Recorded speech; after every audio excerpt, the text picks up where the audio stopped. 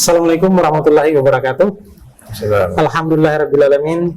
Allahumma salli ala sayyidina Muhammad wa ala ali sayyidina Muhammad. Kaum muslimin dan muslimat dimanapun berada, kembali kita pada episode ke-41 kali ini. Tetap kita melanjutkan pada kajian tentang Sirah Nabawiyah. Dalam tema kali ini kita akan berbicara tentang Piagam Madinah. Apa yang menjadi isi daripada Piagam Madinah itu akan dijelaskan langsung oleh guru kita Al-Habib Abdurrahman bin Kamil As-Sagaf. Assalamualaikum. Waalaikumsalam warahmatullahi wabarakatuh. Kali ini kita akan membahas masalah Piagam Madinah. Bagaimana isi dari Piagam Madinah dimaksudkan dalam, mungkin banyak orang sudah mendengar tentang Piagam Madinah, tetapi secara sirah mungkin belum kita ketahui secara umum. Untuk itu saya persilakan kepada Habib untuk menjelaskan. Assalamualaikum warahmatullahi wabarakatuh. Waalaikumsalam.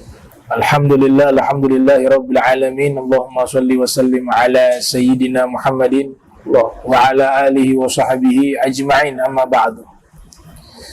Ya, ini satu tema yang sangat modern ya. Kalau kita tarik di zaman Nabi, bagaimana Rasul sangat visioner, punya pemikiran yang sangat modern. Piagam Madinah ini beliau buat karena beliau melihat masyarakat yang ada di kota Madinah sangat majemuk.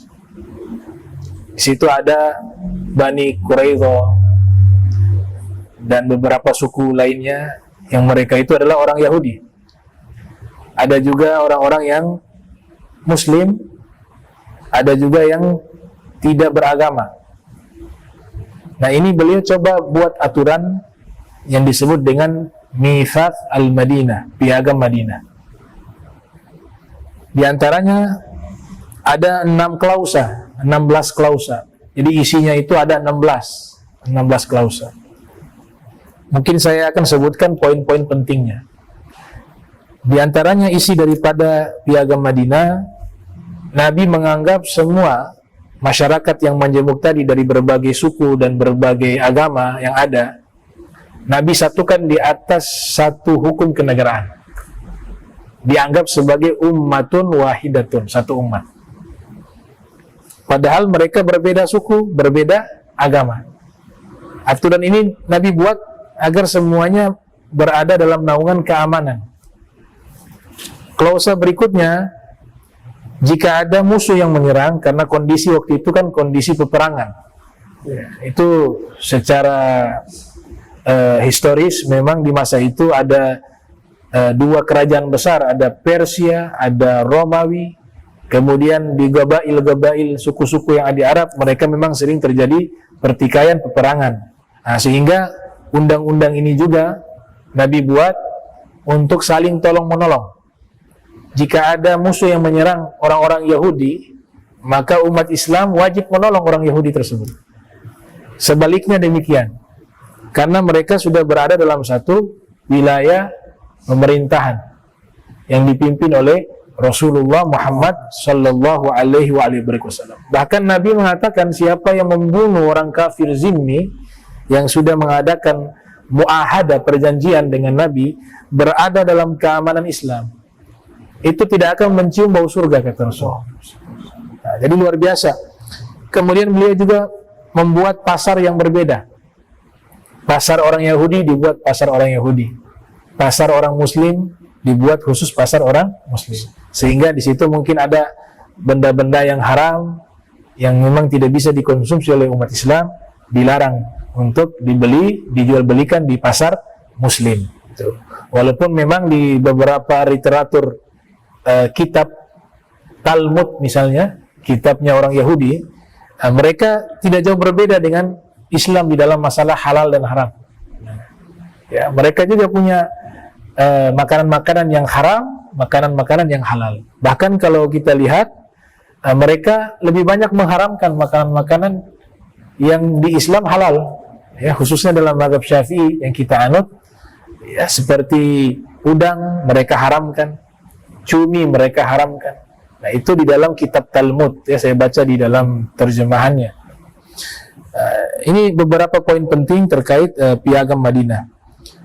Kemudian Nabi juga membuat aturan untuk melindungi setiap hak, harta, jiwa daripada seluruh penghuni kota Madinah, baik dia beragama Islam maupun yang tidak beragama Islam. Itu beberapa poin penting yang dibuat di dalam Mitsaq al-Madinah, piagam Madinah yang terkenal. Nah, kemudian saya perlu koreksi. Ada riwayat yang menyebutkan Nabi membuat perjanjian dengan orang-orang Nasrani Najran. Mereka datang di masjidnya Nabi. Kemudian Nabi mempersilakan mereka untuk beribadah di dalam masjid, ya, dengan ritual agama mereka. Kemudian di kisah tersebut juga dikisahkan Nabi mengizinkan untuk nikah beda agama. Jadi bisa antara orang Nasrani nikah dengan orang Muslim. Kemudian membantu pembangunan gereja dengan harta yang ia miliki, dia berikan, jangan berupa pinjaman tapi bantuan. Nah, ini perlu diluruskan bahwa riwayat ini riwayat yang lemah atau palsu. Kita ketahui riwayat yang lemah tidak bisa dijadikan hukum, tidak bisa dijadikan hujjah. Sebagian mengatakan riwayat ini riwayat palsu, tidak pernah Nabi mengadakan perjanjian semacam itu, karena ini akan bertentangan dengan hukum yang Nabi buat. Dan itu tidak mungkin kontradiksi antara satu pendapat Nabi dengan pendapat beliau sebelumnya, di mana beliau melarang, ya, kerincian menikah dengan ahli kitab. Itu konteksnya di zaman tersebut yang memang masih ada ahli kitab yang asli. Itu juga dibatasi, yang bisa menikah laki-laki muslim dengan wanita ahli kitab, tidak sebaliknya. Sebaliknya dilarang. Kenapa sebaliknya dilarang? Wanita muslimah tidak boleh menikah dengan lelaki ahli kitab, maka akan khawatir yang muslimah akan ikut suaminya, karena yang menjadi kepala rumah tangga adalah suami.